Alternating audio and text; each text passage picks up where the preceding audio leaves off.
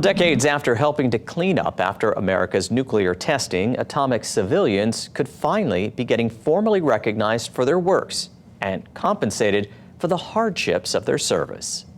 We've got to do right by these individuals who, were asked to serve their country in ways that they could never have imagined, and today still are paying the price.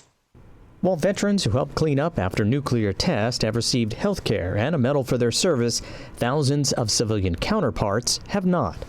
For those that served in Eniwetok and Lojua, which is the Marshall Islands in the Pacific, they were not able to qualify through the traditional systems that we have. That could change under a bill introduced to Congress by Hawaii Representative Jill Tokuda, which would do two things. First, it is about that recognition medal, similar to the one that atomic veterans can actually receive. And the bill will help a lot of civilians that have never been acknowledged.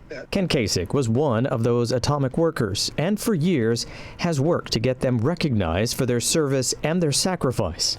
These men actually were the only men on this planet that lived on top of that amount of radiation for 6 months at a time. It radiated our bodies. We drank it. Also under the bill, those who contracted certain cancers believed to be linked to radiation exposure would not get health care for their ailments, but would be eligible for $75,000 in compensation. They never understood the consequences potentially from a healthcare perspective that they would be enduring now. And so there's a lot of urgency to this. We need to pass this bill.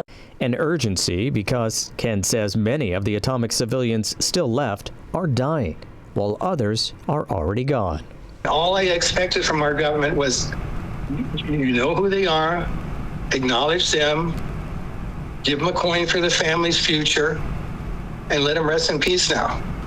Now that the bill has been introduced, atomic workers will have to wait to see if it'll be first heard in committees, then passed by Congress. Tokuda says if it doesn't pass, she'll be including this recognition in the National Defense Authorization Act next year. This should have been done years ago, decades ago, generations ago.